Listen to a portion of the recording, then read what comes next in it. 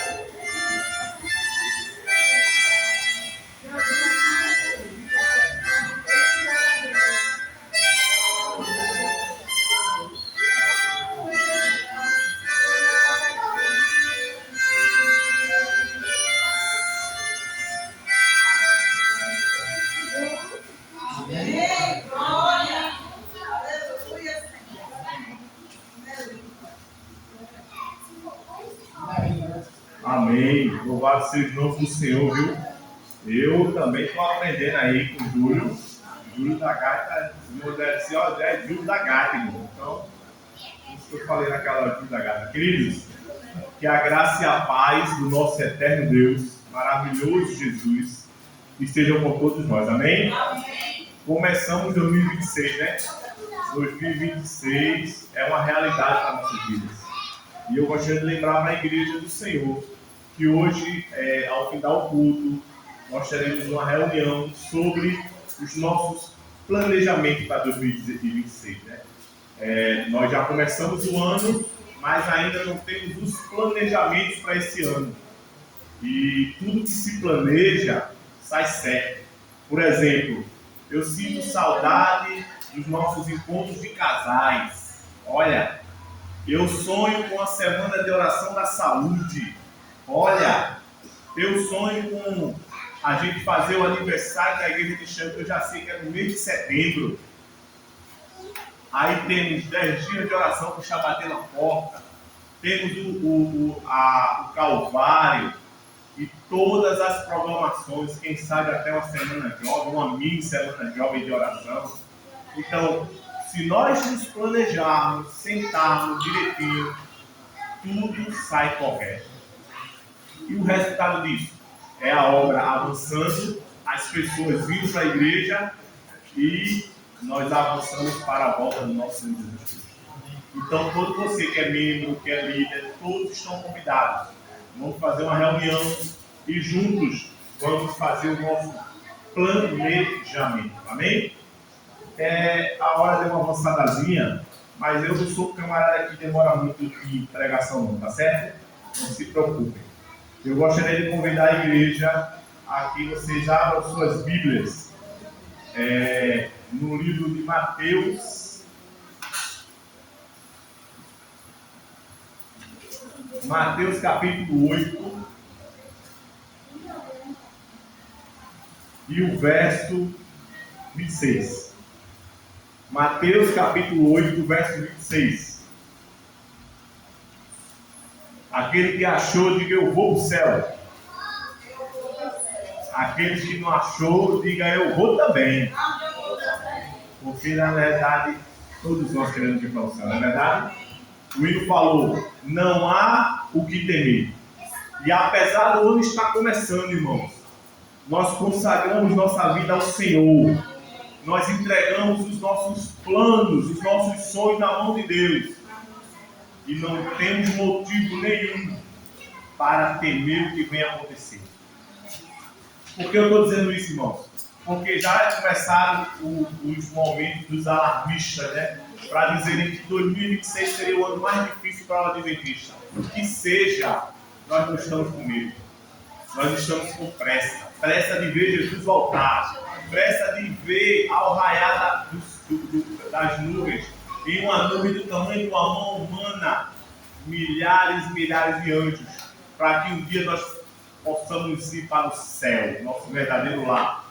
E depois de 1000 anos, obviamente, nessa terra restaurada.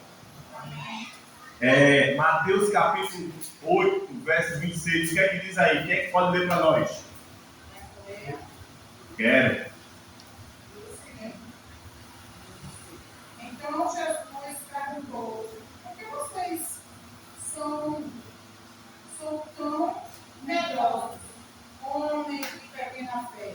Amém. E levantando-se, repreendeu o vento e o mar, e tudo ficou bem calmo. Amém. Amém. Jesus é maravilhoso, né? E todas as coisas, e todas as histórias que a Bíblia nos mostra é maravilhosa. A versão da irmã é uma versão da linguagem de hoje, né? Geralmente as missões dizem assim, por que vocês estão com medo, homens de pequena fé? Por que vocês estão com medo? Foi uma pergunta que Jesus fez para os discípulos em um determinado local, em uma determinada ocasião. Vocês teriam gostado muito se vocês tivessem conhecido meu irmão. Meu irmão, ele era um exímio jogador de futebol.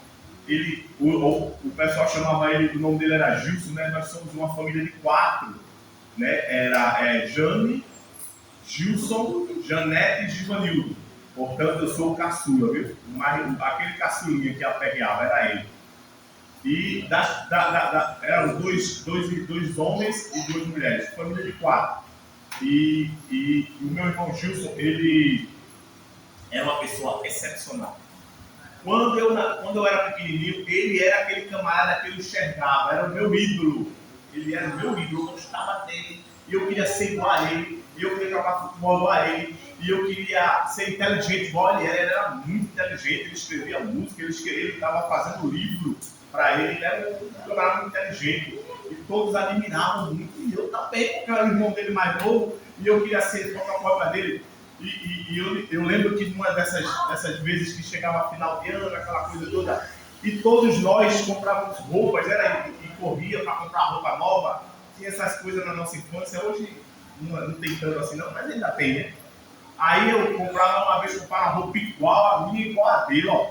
Ele disse para minha mãe, o gênio dele é para comprar igual.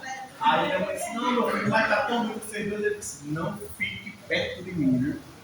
Quando ele ia para os cantos, eu ia atrás, eu era irmão dele, eu gostava dele. E ele dizia, os alunos dele começavam a mangar dele, porque eu estava com a roupa igual a ele. Ele disse, olha, que roupa do irmão. E ele disse, vamos embora, cara. Eu lembro dessas coisas. E ele era um cara que todo mundo gostava dele. E ele vivia no meio de uma turma que eu também gostava. O pessoal que tocava blues, tocava violão, era muito da cultura. Mas um dia, mesmo pequeno, eu escutei alguma coisa na conversa deles com os amigos que eu não gostei. Porque a minha mãe dizia assim: Givanildo, o trabalho dignifica o homem. O trabalho, seja um homem trabalhador. Eu tinha isso na cabeça, ele pequenininho. Mas lá, com os coleguinhas deles, ele falava assim, aí o cara dizia assim, eu sou contra o trabalho. Porque o cara que inventou o trabalho, ele queria escravizar a humanidade. E nós todos somos escravos do sistema. E eu disse, ainda tem alguma coisa errada no que esse cara falou aí. Tem alguma coisa, o cara não faz nada disso, o cara não trabalha. E ele queria, e os colegas deles queriam viver essa vida assim, de viver a vida sem trabalhar. E aí eu disse, não, aí tá errado, porque eu escutei isso da minha mãe. E a minha mãe, o conselho dela era ouro para mim, era inegociável. Então daquele dia em diante eu não passei mais a admirar nem os colegas e fiquei meio desconfiado do lado também daquele que eu era mais ídolo, que eu idolatrava, que era meu irmão mais velho. Até que chegou um dia de, talvez, eu não lembro mais se foi março, se foi abril, se foi maio. Um desses dias chegou a notícia que meu irmão tinha falecido. Em uma dessas conversas de bar que ele tinha tido um tiroteio e ele morreu. E aí a notícia veio de repente. Imagina, a gente está dormindo lá em casa, nossa mãe, nosso filho, eu, no caso já morava só eu, mãe e Janete, que a minha irmã mais velha tinha se casado. E aí eu escutei a notícia que doeu no coração. E a gente foi para o Hospital da Restauração. E lá já soube que ele já tinha falecido. Quando os colegas dele chegaram em casa dizendo que ele tinha sido socorrido na ambulância. E a ambulância tinha passado pouco tempo depois de que tinha acordado nós. Eu passei muito tempo pensando naquela situação de como ele passou aquelas últimas horas dele, né? Eu gostaria muito que o meu irmão estivesse aqui com a gente adorando o Senhor, mas não foi plano de Deus. Talvez até para que eu desenvolvesse a minha vida, né? Que eu era muito ligado a ele, muito apegado a ele, ele era muito idolatrado por mim, né? Mas eu fui da vez pensando naquela ambulância, correndo atrás de Kennedy, pela Gamenon, e aqueles últimos momentos de vida do meu irmão. Muitas vezes eu pensei nisso há alguns anos atrás. E eu acho assim que talvez seja até bom, muitas vezes a gente pensar não só numa ambulância, né? Mas numa viagem que a gente faz, um dia você está na sua última batida de coração, não que você esteja na sua última batida de coração, mas pode ser o seu último contra-cheque, pode ser a sua última solução, pode ser o seu último suspiro espiritual. Na sua última solução, cada nascer do sol parece trazer novas razões para muitas pessoas ter medo. Eu lembro que naquele momento começou um sistema de medo da minha mãe. E eu era um filho assim, que saía, que bebia, que brigava muito. Eu brigava na escola, eu brigava no trabalho, eu brigava muito. E eu vivia muito, eu era muito bravo. Eu era muito bravo, muito mesmo. E minha mãe dizia, meu filho, não saia muito não fique bebendo por aí de madrugada não, chegue cedo em casa. E minha mãe começou a dar conselho a mim, muito conselho. E por causa dos conselhos dela, eu comecei a viver uma vida mais regrada. Aí eu passei mais a não sair muito, não estar mais com aquela festança toda que eu fazia na minha vida, muito por conta dos conselhos de minha mãe.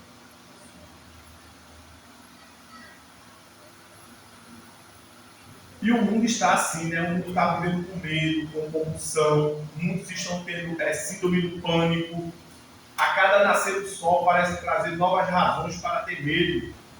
Todos têm falado sobre demissões do trabalho, redução na economia, explosões no Oriente Médio, rotatividade nas empresas, quedas no mercado imobiliário, aumento do aquecimento global, insurreição na célula da Al-Qaeda, algum ditador enlouquecido que está colecionando ogiva nuclear com outros colecionadores de vinhos finos, uma variação de gripe aviária, como a Covid que nós tivemos há pouco, embarcando em voos que partem da China, a praga dos nossos dias, o terrorismo que começa com a palavra terror, noticiário, despejos, informações suficiente para lançar medo.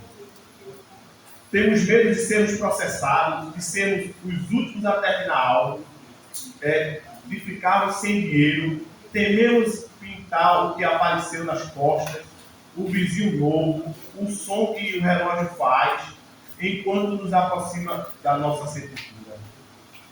Sofisticamos planos e investimentos, criamos e elaboramos sistemas de segurança e legislamos para o exército. E tudo isso tem gerado nas pessoas medo. O medo, ao que parece, alugou uma casa ao lado da nossa, ou um sítio ao lado do nosso, porque pelo menos por 100 anos, e ali se estabeleceu. Enorme e rude. O medo não está disposto a dividir o coração com a felicidade. Já percebeu que onde há felicidade, não há medo, e onde há medo, não há felicidade. Uma pessoa pode ser feliz e ter medo ao mesmo tempo?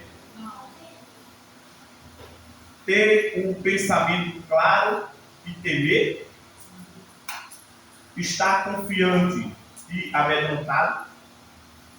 Ter misericórdia e medo? O medo é o grande valentão no corredor da escola, impetuoso, barulhento e improdutivo. Por tudo, o barulho que faz é pelo espaço que ocupa. O medo não traz muita coisa boa. Tudo que é de ruim da nossa vida, tudo que acontece de negativo na nossa vida está relacionado em algum momento com o medo. Qual tem sido o seu medo? Qual tem sido o que está se preocupando nos últimos dias? O que futuro te aguarda? Você está falando, minha vida está bem, mas eu estou preocupado nessa área, naquela área.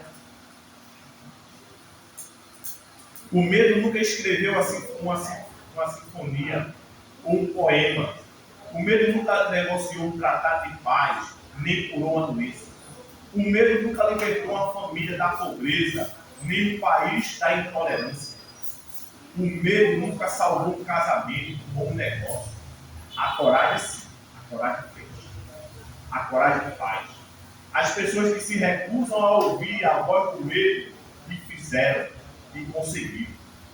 Mas é o medo propriamente dito, o que ele faz. O medo nos aprisiona. Ele traz trancas e portas para a nossa vida. Aliás, falaram na escola sabatina, né? Sobre a coragem de Paulo, né? Mesmo estando preso, aquilo não trouxe medo. Trouxe o quê? Coragem para ele. E eu fico olhando assim, quando Deus é maravilhoso, né? E escapa uma coisa aqui e diz, eita, tá de sermão. Aí escapa outra coisa aqui, eita, tá lá no sermão. É porque é de Deus o sermão, né? Porque Deus, quando dirige uma coisa, dirige uma coisa outra. Quando eu estava formando esse sermão, eu estava dizendo para o irmão Júlio que eu tinha me lembrado da irmã Valquíria. E o irmão Júlio disse, sabe, essa semana eu veio da irmã Valquíria também. E a gente começou a orar pela irmã Valquíria. Irmã Valquíria, Deus te trouxe aqui para tirar todos os teus medos. O medo que você está tendo aí do futuro, o medo que você está tendo aí da situação, Deus está dizendo que você não precisa ter medo. Você só precisa de Cristo. Você só precisa de Cristo.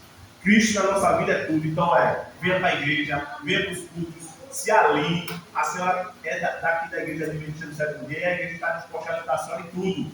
Mas quando a gente sabe, quando a gente não sabe, a gente não vai adivinhar. Então venha para cá, fique na igreja. Deus está disposto a dizer aqui, ó, lance fora todo medo. Imagine sua vida inteira trocada pela angústia. E se a fé, não o medo, fosse sua reação padrão à ameaça? Se você pudesse pôr um imã no seu coração, um imã quando você bota ele assim, ele atrai, né? Mas quando você bota ele ao contrário, ele joga fora, né? Ele não deixa encostar um no outro, né?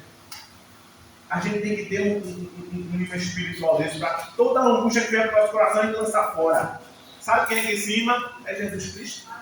Ele lança fora todo medo, toda angústia que nós temos, irmão, porque nós temos passado. Sabe, Jesus diz: no mundo tereis aflições, no mundo não tereis só alegrias, não, no mundo tereis dificuldades, sim. Mas ele disse: mas tenham fé, mas acreditem, eu já venci, vocês podem vencer também.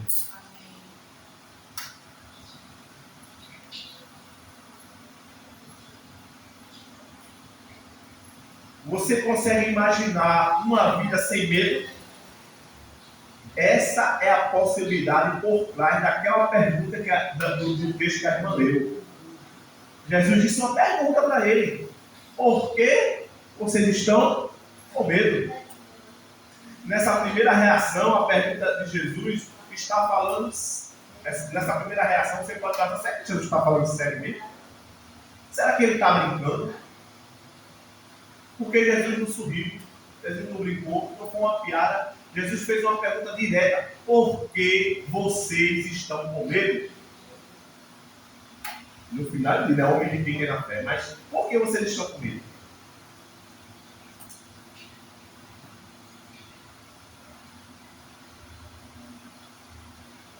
Os homens a quem ele perguntou também estão. Uma grande tempestade, se você ler o contexto da história toda, né? Uma grande tempestade transformou o seu jantar, né, em tenso mergulho. Eis que um deles reporta de viagem, entrando em barco, seus discípulos. Os discípulos eles eram muito experientes, né? eram principalmente Pedro. Ele era um pescador muito experiente, mas naquela hora todos foram postos de surpresa. A história conta que Jesus estava dormindo, irmão. Jesus estava dormindo na polpa do barco. E a polpa do barco era o lugar que ele se enrolava a rede reserva, porque se eles começassem a jogar a rede e pescar e desse um problema na rede, eles tinham uma rede reserva, porque eles estavam em alto mar. E ali ele pegava, e aquela era um lugarzinho do mar ali, e Jesus deitou-se ali e dormia. A irmã lá disse que ele dormiu um sono profundo. Mas de repente veio uma tempestade. Mateus, quando ele fala, ele fala disso. De repente veio uma tremenda tempestade, uma forte tempestade. Não foi uma tempestade qualquer. Ele deu uma conotação de que foi uma tempestade que poucos viram naquela época, muito forte. E aquela tempestade fez com que eles tivessem muito. E quando eles acordam Jesus, ele disse: não te importa que a gente esteja aqui morrendo? E o outro disse: nós vamos morrer. Eles não tiveram, você vê o que é que o medo ocasiona. Eles não tiveram o discernimento de dizer: Senhor, nós precisamos de tua ajuda. Senhor, por favor, né? Como aquela mulher que dizia: Senhor, Jesus, filho de Davi, tem compaixão de mim. Eles foram com medo e misturado com uma certa até arrogância e meio que exigir de Jesus. Mas Deus diz que simplesmente Jesus se levantou-se. E vocês estão com medo? Jesus estava no barco, irmão. Jesus está na sua casa, irmão. Jesus, ele protege seu filho, querido. Por que o medo? Por que a angústia? Porque essa preocupação toda é Jesus. E ele disse: vocês são homens de pequena fé. Porque eu estou aqui. E em uma só palavra, diz que ele acalmou os ventos e a tempestade. Amém. Deus quer acalmar o vento e a tempestade da tua vida.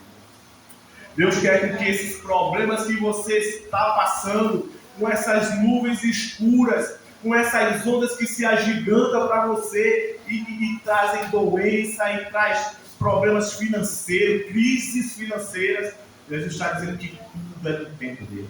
Amém. Sabe, na escola Santa foi falado também, né? Que muitas vezes passamos por muitas dificuldades porque Deus ele está permitindo, irmão. E ele está permitindo por quê? Para que eu e você tenham experiência. Para que eu e você aprenda a confiar mais em Deus. Confia em Deus, irmão. Confiança em Deus é tudo. Quando a minha mãe disse para mim, Givanildo, não saia mais, fique mais dentro de casa. Aquilo já era trabalhar dentro da minha vida, porque quando eu comecei a ter mais tempo para ficar em casa, não sair tanto, para sair, para beber, eu comecei a procurar Deus. Minha mãe, por sua vez, ela não tinha mais medo, ela dizia assim, quando você está em casa, eu não tenho medo. Mas quando você sai e só vem no outro dia, eu passo a noite toda a comer. Aquilo acabou comigo.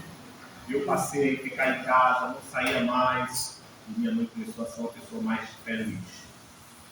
Meu irmão, o desejo de Deus é que você seja uma mulher feliz. O desejo de Deus é que você seja um homem feliz. Porque Ele está com você. Amém. Para a gente encerrar, eu gostaria que vocês abrissem a Bíblia de vocês no livro de 1 João 4. Eu acho que é 1 João 4. Diz assim, no amor, que Deus lança no amor, o amor lança fora todo o medo. Eu acho que é 1 João 4, ou é 1 João 4. Eu esqueci desse verso. Deus lançará fora todo o medo. Não tenha medo. Em vez disso, creia. Em vez disso, seja aquele homem e aquela mulher que alguém vai dizer assim, eu acredito nele, porque a fé que ele tem no Deus dele, a fé que ela tem no Deus dela, me fez refletir. Foi assim que aconteceu comigo quando eu conheci o homem de Deus verdadeiramente, e eu disse, realmente, esse é o homem de Deus. Amém? E para encerrar esse nosso culto, que eu disse a vocês que eu ia ser muito, vamos se levantar e cantar o hino de novo. Não há o que temer.